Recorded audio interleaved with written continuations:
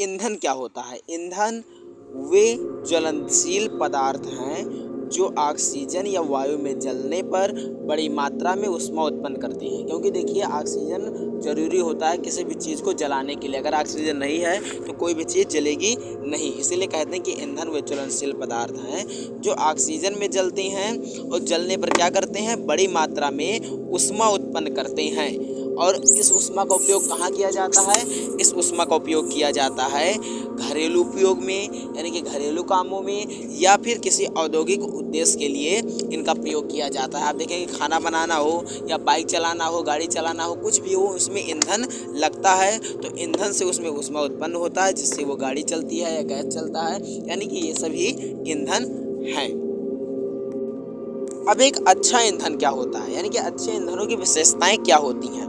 तो एक अच्छा ईंधन जो होता है उसका ज्वलनताप ना तो बहुत ज़्यादा होना चाहिए और ना बहुत कम होना चाहिए, और इसका जो ऊष्मीय मान है वो अधिक होना चाहिए। ऊष्मीय मान का मतलब क्या हुआ कि अगर हम थोड़ा सा भी जलाएं तो हमें ज़्यादा ऊष्मा उससे प्राप्त हो। इसके बाद इसमें नमी बहुत कम होनी चाहिए या फिर ना के बराबर होनी चाहिए।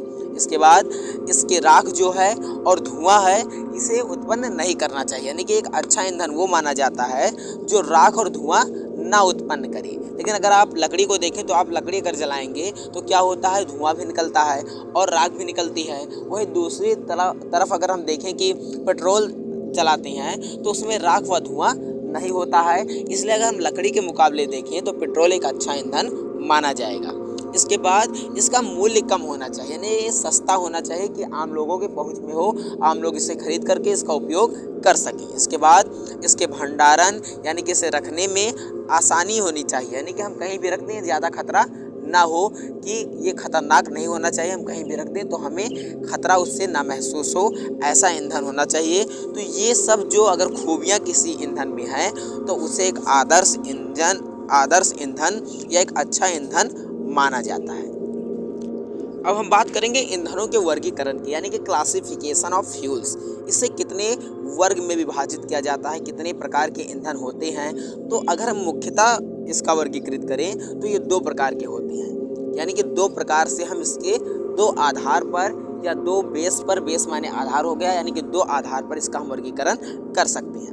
एक है कि प्राप्ति के आधार पर, यानी कि पाया कहाँ जा रहा है, नेचुरल पाया जा रहा है, बनाया जा रहा है, इस आधार पर हम उसका वर्गीकरण कर सकते हैं। और एक आधार ये है कि भौतिक अवस्था, यानी कि किस रूप में पाया जा रहा है, इस प्रकार से हम इसका वर्गीकरण कर सकते हैं। तो ईंधन का वर्गीकरण 2 प्रकार से हम कर सकते हैं, एक प्राप्ति के आधार पर और एक है भौतिक अवस्था के आधार पर। तो सबसे पहले हम बात करेंगे प्राप्ति के आधार पर। तो प्राप्ति के आधार पर इसका वर्गीकरण 2 भागों में किया जाता है। एक है प्राकृतिक या प्राथमिक ईंधन। इसका मतलब क्या हुआ? तो प्राकृतिक का मतलब ही होता है नेचुरल, प्राथमिक का मतलब होता है प्राइमरी।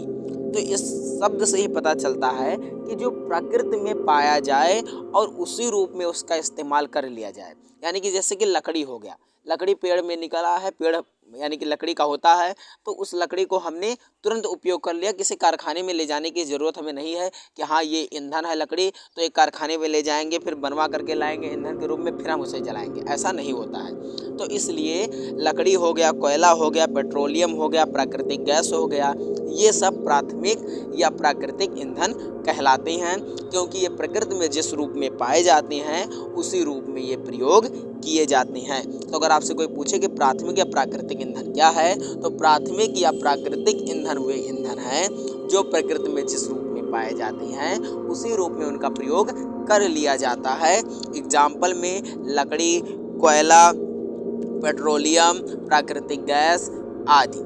तो इसमें हमने बात पेट्रोलियम की है, हम यहाँ पर पेट्रोल नहीं कह रहे हैं। तो आपको बता दें कि पेट्रोलियम और पेट्रोल में अंतर होता है। अब अगर दूसरा भाग हम इसका करें, यानी कि प्राप्ति के आधार पर, तो एक तो हो गया प्राथमिक या प्राकृतिक ईंधन और एक होता है द्वितीयक या व्युत्पन्न ईंधन। यानी द्वितीयक यानी कि दूसरा और व्युत्पन्न यानी कि जो उत्पन्न किया जाए ऐसा ईंधन। तो ये ईंधन क्या होते हैं? तो ये ईंधन प्राथमिक ईंधन से प्राप्त किए जाते हैं, यानी कि ऐसे ईंधन जो प्राथमिक ईंधन से प्राप्त किए जाएं द्वितीयक या व्युत्पन्न ईंधन कहलाते हैं।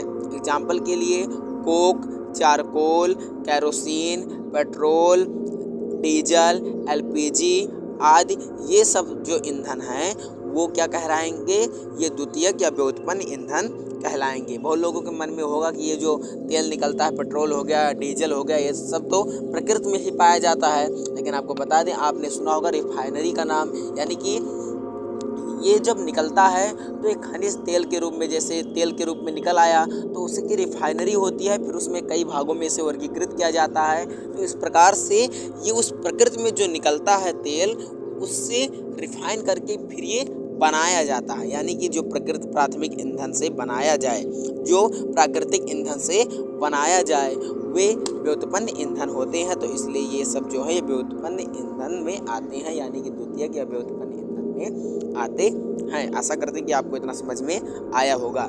अब अगर हम इनके भौतिक अवस्था के ऊपर बात करें कि भौतिक अवस्था के आधार पर इनका हम क्लासिफिकेशन करें, वर्गीकरण करें, तो ये 3 प्रकार से हम इनको कर सकते हैं। एक है ठोस ईंधन, एक है द्रव ईंधन, एक है गैसीय ईंधन। सब लोग जानते हैं कि अगर हम पूछें कि कितनी अवस्थाएं होती हैं किसी पदार्थ की, तो 3 अवस्था होती है, ठोस, द्रव, गैस। और वैसे तो 5 होती हैं, लेकिन 3 ही मुख्य माना जाता है। प्लाज्मा भी एक अवस्था होती है, लेकिन उससे इतना गिना नहीं जाता है क्योंकि वो भी एक आयनित गैस ही होती है।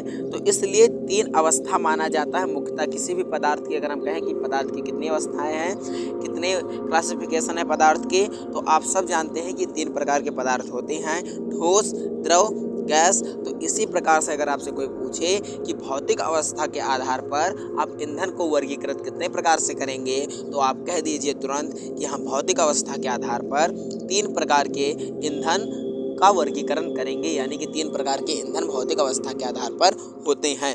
एक होता है ठोस ईंधन, एक होता है द्रव ईंधन, एक होता है गैसीय ईंधन। अब इसमें क्या अंतर है? ठोस ईंधन का मतलब क्या होता है? ठोस आप सब जानते ही हैं, जैसे कि ठोस कोई पदार्थ ले लीजिए, उसका जो ईंधन है, जैसे कि लकड़ी हो गया, कोयला हो गया, कोक हो गया, चारकोल हो गया, तो ये सब ठोस अवस्था में होते हैं। तो इसलिए इन ईंधनों को क्या कहते हैं? ठोस ईंधन कहते हैं। द्रव ईंधन क्या है? जो द्रव अवस्था में जो ईंधन पाए जाते हैं वो द्रव ईंधन कहलाते हैं, जैसे कि पेट्रोल, डीजल और कैरोसिन, मिट्टी का तेल यानी कि कैरोसिन वही हो गया, आज जो हैं वो क्या होंगे?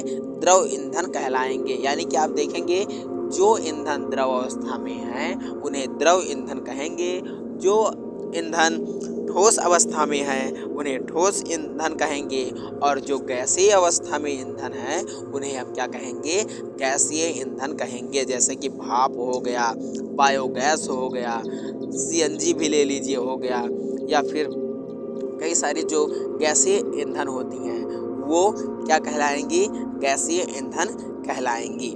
अब इसके बाद अगर हम बात करें ईंधन के, ये जो वर्गीकरण हो गया, अब वर्गीकरण के बाद अगर हम बात करें कि हाँ द्रव और गैसीय ईंधन के लाभ क्या क्या हैं, यानी कि द्रव ईंधन और गैस ईंधन के क्या क्या लाभ हैं, अगर हम इसकी तुलना करें ठोस ईंधन से, कि ठोस ईंधन के बजाय द्रव और गैसीय ईंधन के लाभ क्या क्या होते हैं। तो आपको बता दें कि जो ठोस ईंधन होते हैं वो द्रव और गैसीय ईंधन के रखरखाव और भंडारण तथा स्थानांतरण सरल होता है। यानी कि आप देखेंगे ठोस ईंधन आपको लकड़ी ले जाना है तो खूब ज़्यादा लेकर जाएंगे, और उतनी ही अगर आपको तेल वो लेकर जाना है तो तेल को ले जाना उसकी अपेक्षा आसान है। यानी कि गैसीय ईंधन व द्रव ईंधन को ले जाना, उसका रखरखाव करना, ये सब आसान है, बजाय अगर हम अपेक्षा करें यानी कि तुलना करें ठोस ईंधन के।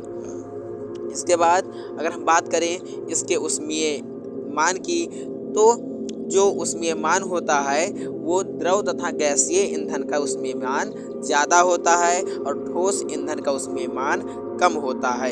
इसके बाद अगर हम बात करें ज्वलनताप की, तो ज्वलनताप जो होता है ये द्रव तथा गैसीय ईंधन के कम होते हैं।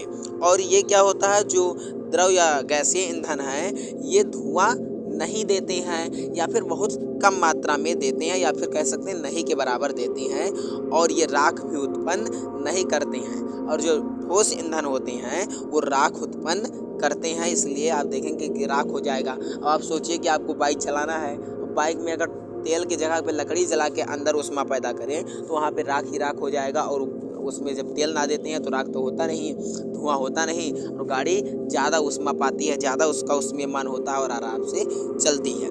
और इसके बाद अगर हम बात करें तो द्रव तथा गैसीय ईंधन का दहन जो होता है वो नियंत्रित करना आसान है। और आप सब ने देखा होगा एलपीजी का गैस सबके घर पे रहता है, तो उसमें क्या होता है, लगा रहता है रेगुलेटर। वो आप देखेंगे जितना आप तेज़ करना चाहें तेज़ कर लीजिए, जितना धीमे करना हो आपको धीमे कर लीजिए। और उसके बजाय अगर आप लकड़ी का चूल्हा जलाए रहें तो उसमें आप लकड़ी ज़्यादा नाएंगे या कम करेंगे तब धीरे या तेज़ होगा, यानी कि उसको नियंत्रित करना उतना आसान नहीं है। यानी कि लकड़ी का जलाया हुआ आग रहेगा और दूसरी तरफ एलपीजी का आग जला हुआ है, तो जो गैस वाला है उसे नियंत्रित करना आसान है, बजाय अगर हम उसकी तुलना करें एक लकड़ी या कोई ठोस ईंधन को जलाने की। तो इसलिए इसका जो नियंत्रण है ये भी आसान है, इसलिए ये इसके लाभ में गिने जाते हैं। इसके अलावा क्या होता है कि द्रव तथा गैसीय ईंधन आंतरिक दहन इंजन में प्रयोग किए जा सकते हैं। आंतरिक दहन इंजन क्या है? आंतरिक दहन इंजन का मतलब है जैसे कि बाइक का जो इंजन हो गया, कार का जो इंजन हो गया, किसी गाड़ी का जो इंजन हो गया या किसी मशीन का जो इंजन हो गया, तो उसमें गैसीय या द्रव ईंधन का उपयोग किया जा सकता है और ठोस ईंधन का प्रयोग वहाँ पर नहीं किया जा सकता है। तो इसलिए ये उसके लाभ हैं, यानी कि द्रव तथा गैसीय ईंधनों के लाभ हैं। अब बहुत लोगों के मन में सवाल आ रहा होगा कि ये कह रहे हैं कि इंजन जो होता है वो ठोस से नहीं चलता है, लेकिन जो गाड़ी का पहले यानी कि रेलगाड़ी जो पहले चलती थी कोयले से चलती थी, तो कोयला जो है वो एक ठोस ईंधन है, तो आखिर उससे कैसे चल जाती थी? तो आप देखते रहोगे चलती तो थी, लेकिन उसमें कितना ज़्यादा पॉल्यूशन होता था, यानी कि बहुत ज़्यादा धुआं निकलता था। अगर उसी के मुकाबले आप तुलना करें एक तेल से चलने वाली रेलगाड़ी की और एक कोयले से चलने वाली रेलगाड़ी की, तो आप देखेंगे कि पॉल्यूशन कोयले वाली रेलगाड़ी से बहुत ज़्यादा होता है और बहुत ज़्यादा ईंधन उसमें एकदम लगाना पड़ता है। बार बार क्या करना पड़ता था, जो रेलगाड़ी चलाते थे उन्हें बार बार कोयला उसमें झोंकना पड़ता था, फिर वो उतना तेज़ पकड़ती थी, कोयला जितना कम करते थे उतना धीरे होती थी। और दूसरी तरफ अगर आप देखेंगे कि तेल वाली गाड़ी है तो उसे तेज़ या धीरे करने के लिए मशीन से ही वो कर देते हैं, और उसमें कोयला जितना ज़्यादा नापते थे उतनी ज़्यादा ऊष्मा होती थी, कम करते थे तो ऊष्मा कम होती थी। तो इसलिए अगर हम तुलना करें दोनों की, तो ठोस जो ईंधन है उसके बजाय जो द्रव ईंधन है और गैसीय ईंधन है वो ज़्यादा सुगम है किसी भी गाड़ी के इंजन के लिए। इसके बाद अब हम बात करेंगे ऊष्मीयमान की, क्योंकि बहुत देर से बात हो रही है कि ऊष्मीयमान क्या होता है, ऊष्मीयमान जो होता है वो ज़्यादा होता है कम होता है, तो आखिर ऊष्मीयमान है क्या? हम ऊष्मीयमान को पहले जानते हैं कि आखिर ऊष्मीयमान होता क्या है। तो ऊष्मीयमान को अंग्रेजी में कहते हैं कैलोरीफिक वैल्यू, यानी कि ऊष्मीयमान। तो ऊष्मीयमान किसी ईंधन के इकाई भार के पूर्ण दहन से उत्पन्न ऊष्मा की मात्रा को कहते हैं।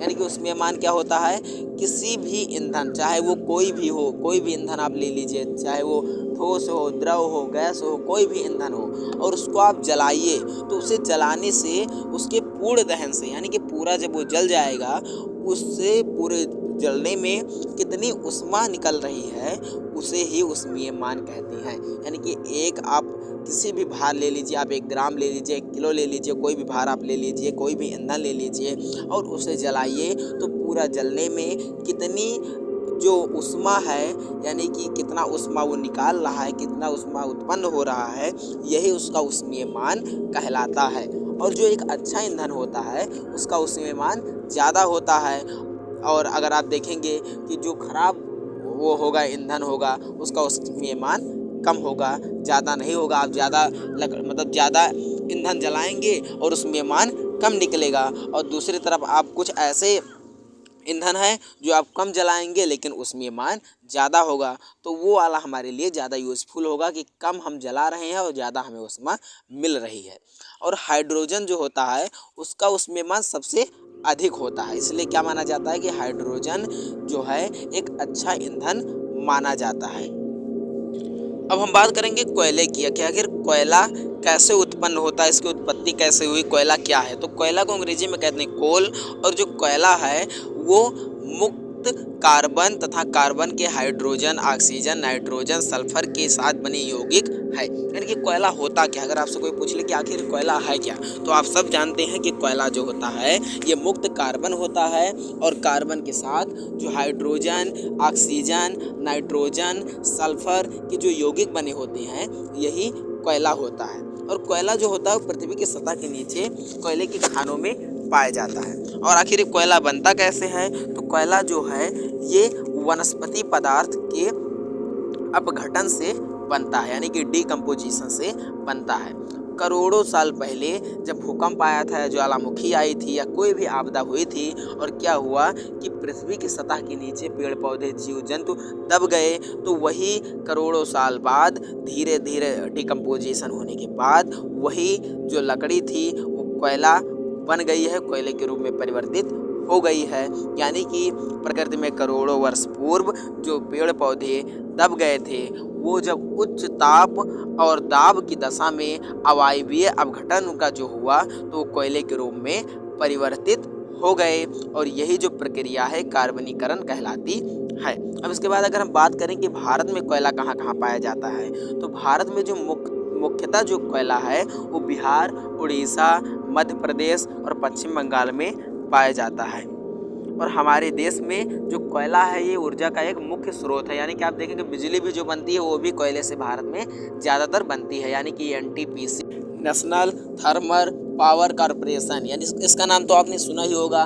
और यहाँ पर जो बिजली बनती है वो कोयले से बनती है। वैसे कई प्रकार से बिजली भारत में बनती है, जल से भी बनती है बांध बना करके, उसके बाद सौर ऊर्जा से, पवन चक्की से भी बिजली बनाने की मतलब प्रक्रिया है। इसके बाद जो है एक प्रकार है परमाणु से भी बिजली बनती है। और इसके अलावा जो भारत में सबसे ज़्यादा बिजली बनती है वो ताप से बनती है, यानी कि उष्मा जो ताप से बनती है, उष्मा से बनती है, तो उसमें कोयले का ही प्रयोग किया जाता है, कोयले से ही उष्मा उत्पन्न की जाती है और बिजली का निर्माण किया जाता है। तो इसलिए हम कह सकते हैं कि कोयला जो है वो हर उद्योग में भारत में सबसे ज़्यादा प्रयोग में आता है। कोयला एक मुख्य ईंधन के रूप में भारत में प्रयोग किया जाता है। अनेक कार्बनिक यौगिक भी कोयले से बनाए जाते हैं। इसके अलावा कोयले के भी कई प्रकार होते हैं। कोयले के मुख्यतः 4 प्रकार होते हैं, जिसमें जो एंथ्रासाइट होता है इसे सबसे अच्छा कोयला माना जाता है, क्योंकि इसमें कार्बन लगभग 90% तक होता है और यह धुआं रहित ज्वाला के साथ जलता है। इसके बाद अगर हम बात करें कि गैसीय ईंधन की, तो गैसीय ईंधन में जो गैसीय ईंधन होता है वो क्या करता है कि स्वच्छ, धुआं रहित और उपयोग में सरल होने के कारण इसका प्रयोग ज़्यादा किया जाता है, जिसमें कि कोल गैस, भाप अंगार गैस, प्रोड्यूसर गैस, तेल गैस, बायोगैस, एलपीजी, सीएनजी, ये सब गैसीय ईंधन में आते हैं। अब हम जानते हैं कि आखिर बायोगैस क्या होता है, क्योंकि बायोगैस जो है ये मुख्य, आप हमेशा सुनते आए होंगे कि गोबर से बिजली बन जाता है, गोबर से गैस बनता है। तो आखिर ये बायोगैस है क्या? तो जो बायोगैस होता है जंतु तथा वनस्पति के अपशिष्ट, यानी कि जो पदार्थ फेंक दिए जाते हैं, यानी कि जंतु के द्वारा, यानी कि सब्जी उब्जी का छिलका उल्का हो गया, ये सब जो पदार्थ होते हैं ये वायु की अनुपस्थिति में, यानी कि वायु जहाँ पर ना हो वहाँ पर जीवाणुओं द्वारा किण्वन से बनती है, वही बायोगैस कहलाती है। प्राकृतिक गैस भी एक बायोगैस ही है जो करोड़ों साल पहले पृथ्वी के नीचे दब गई थी और जंतुओं तथा पेड़ पौधों के अवशेषों से बनी हुई है। बायोगैस जो होती है एक सस्ती और सरलता से उपलब्ध गैस होती है, जिसे गोबर गैस भी कहा जाता है। अब इसमें हम अगर बात करें कि इसके उपयोग क्या क्या हैं, तो बायोगैस के उपयोग हैं ग्रामीण क्षेत्र में घरेलू ईंधन के रूप में, प्रकाश प्राप्त करने के लिए, पंप का इंजन चलाने के लिए। और इसके लाभ और हानियों को हम समझते हैं कि आखिर बायोगैस के लाभ क्या क्या हैं, बायोगैस की हानियाँ क्या क्या हैं। तो बायोगैस के लाभ यह है कि यह एक स्वच्छ ईंधन है, इसमें धुआं नहीं होता है और यह एक सस्ता और सरलता से प्राप्त किया जाने वाला ईंधन है और इसमें हानिकारक गैसें नहीं निकलती हैं, जैसे कि CO हो गया, CO गैस इसमें नहीं होती है और यह पर्यावरण को साफ रखने में भी मदद करता है और इसमें सह उत्पाद के रूप में स्लरी प्राप्त नहीं होता है और एक अच्छी खाद का काम करती है। इसमें क्या होता है कि हमने गलत कह दिया, इसमें सह उत्पाद के रूप में स्लरी प्राप्त होता है, यानी कि गैस बनने के बाद भी जो पदार्थ बच जाता है वो खाद का काम करता है और खाद के रूप में खेतों में प्रयोग कर लिया जाता है। लेकिन इसकी हानियाँ क्या क्या हैं? इसकी हानि मेन तो ये है कि ये ज़्यादा दूर तक रखा नहीं जा सकता, यानी कि गैस के जो चूल्हे हैं, इसके जो चूल्हे हैं उन्हें ज़्यादा दूर तक नहीं रखा जा सकता है और इनके सिलेंडर में इसे भरा नहीं जा सकता है और सर्दी में किण्वन प्रक्रिया धीरे हो जाती है, इसके कारण इसका उत्पादन सर्दियों में कम हो जाता है। अब हम एलपीजी के बारे में जान लेते हैं कि आखिर ये एलपीजी क्या चीज़ होती है। तो एलपीजी जो होता है, आप देखते होंगे कि सबके घर घर में एलपीजी का उपयोग इस समय हो रहा है, यानी कि एलपीजी जो है ये बहुत ज़्यादा प्रयोग किए जाने वाला ईंधन है। आप देखते होंगे एलपीजी गैस हर घर घर में अब उपलब्ध हो गई है, हर जगह एलपीजी का उपयोग होने लगा है। और ये क्या होता है, एलपीजी बनता कैसे है? तो ये प्राकृतिक गैस से जो पेट्रोलियम निकलता है उसके शोधन से प्राप्त होता है। पेट्रोलियम के शोधन से 40 डिग्री सेल्सियस से कम ताप पर पेट्रोलियम गैस प्राप्त होती है और इसे किसी रूप में प्रयुक्त किया जाता है या अधिक दाब पर इसे क्या किया जाता है, द्रव बना दिया जाता है और फिर इसे प्रयोग किया जाता है, यानी कि या तो इसे गैस के रूप में ही प्रयोग कर लिया जाता है या फिर इस गैस को दाब दे दिया जाता है और दाब से क्या होता है कि गैस द्रव में परिवर्तित हो जाती है और द्रव को गैस के जो सिलेंडर होते हैं उसमें भर दिया जाता है और फिर इसका प्रयोग किया जाता है। और इसके बाद अगर हम बात करें कि जो एलपीजी गैस होती है, आपको बता दें कि इसमें कोई भी सुगंध नहीं होता है। आप महकता होगा, आप सूंघते होंगे कि एलपीजी जब खुल जाता होगा तो एक सुगंध आपको महसूस होती होगी कि हाँ ये गैस खुल गया है, लेकिन वास्तव में क्या है कि एलपीजी की सुगंध कुछ नहीं होती है, बल्कि इसमें एक अलग से एक पदार्थ मिलाया जाता है जिसे कहा जाता है एथाइल मरकैप्टन, जो कि इसीलिए मिलाया जाता है ताकि ये सुगंध उत्पन्न करे और इससे व्यक्ति को पता चल जाए कि हाँ एलपीजी गैस लीकेज हुआ है या फिर खुला हुआ है, जिससे लोग सतर्क हो जाएं, इसलिए इसमें मिलाया जाता है। अब इसके लाभ क्या हैं और कमियां क्या हैं या हानियां क्या हैं? तो लाभ इसका यह है कि एक अच्छा ईंधन है और ये भी धुआं रहित होता है, इसमें भी धुआं नहीं होता है और इसका उष्मीयमान बहुत अधिक होता है, यानी कि थोड़ा सा उपयोग करेंगे ऊष्मा ज़्यादा देगा ये। और इसके अलावा इसका जो ले जाने में सरलता होती है, यानी कि कहीं भी ले जाया और लाया जा सकता है, आसानी से इसको ले जाया और लाया जा सकता है। और इसमें भी CO गैस नहीं होती है, जो कि हानिकारक CO गैस होती है वो इसमें नहीं होती है। लेकिन इसकी कमी क्या है या हानि क्या है? इसकी हानि ये है कि अगर इससे सावधानी थोड़ा सा भी सावधानी ना बरता गया तो इससे बहुत बड़ी संख्या में आग लग सकती है, कोई भी दुर्घटना हो सकती है। अगर ये लीक हो गया या फिर सावधानी नहीं बरता गया, कहीं दग हो गया तो बहुत बड़ी हानि इससे हो सकती है। इसके बाद आ गया CNG का नाम आपने सुना ही होगा। CNG का फुल फॉर्म होता है कंप्रेस नेचुरल गैस, यानी कि संपीड़ित प्राकृतिक गैस। तो आखिर CNG क्या है? तो CNG जो होता है ये प्राकृतिक गैस का मीथेन अवयव होता है और इसमें लगभग 85 से 90% तक मीथेन भरा होता है और 5% ईथेन होता है, 3% हाइड्रोजन होता है और बहुत अल्प मात्रा में CO तथा CO2 का मिश्रण इसमें होता है। इसके बाद अगर हम बात करें इसके उपयोग की, तो इसका उपयोग आजकल आप देखते होंगे कि वाहनों में CNG का उपयोग बहुत एक बड़ी मात्रा में होने लगा है। इसके साथ ही उर्वरक के निर्माण के लिए हाइड्रोजन गैस प्राप्त करने के लिए भी इसका उपयोग किया जाता है और कई सारे ऐसे उद्योग हैं जहां पे ईंधन के रूप में CNG का उपयोग किया जाता है। अब हम जानते हैं हाइड्रोजन ईंधन के बारे में, जो कि भविष्य का ईंधन कहा जाता है, क्योंकि हाइड्रोजन का अब धीरे धीरे आपने सुना भी होगा कई बार, जो हमारे देश के मंत्री हैं नितिन गडकरी, उन्होंने कई बार कहा है कि हाइड्रोजन से चलने वाली गाड़ियों का हम प्रयोग अब कुछ दिनों में करेंगे और हम देश में हाइड्रोजन से चलने वाली गाड़ियों को ज़्यादा प्राथमिकता देंगे। तो आखिर ऐसा क्या है हाइड्रोजन में कि इसे भविष्य का ईंधन कहा जा रहा है और इसके प्रयोग के लिए जोर दिया जा रहा है? तो आइए इसके बारे में हम भी जानते हैं। जो हाइड्रोजन है ये ब्रह्मांड में सबसे ज़्यादा पाया जाने वाला तत्व है और ये मुक्त अवस्था में प्रकृति में अधिक मात्रा में तो नहीं पाया जाता है, लेकिन विभिन्न तरीकों से इसका निर्माण किया जा सकता है। यानी कि सबसे ज़्यादा अगर कोई तत्व पाया जाता है पूरे यूनिवर्स में तो वो हाइड्रोजन है, सबसे ज़्यादा पाया जाता है। और इतना प्रचुर मात्रा होने के कारण इसका अगर हम ईंधन के रूप में प्रयोग करें तो कई आने वाले जो वर्ष हैं ये लगातार इसका हम प्रयोग कर पाएंगे और ये ख़त्म होने के मतलब भी इतना जल्दी ख़त्म भी नहीं होगा।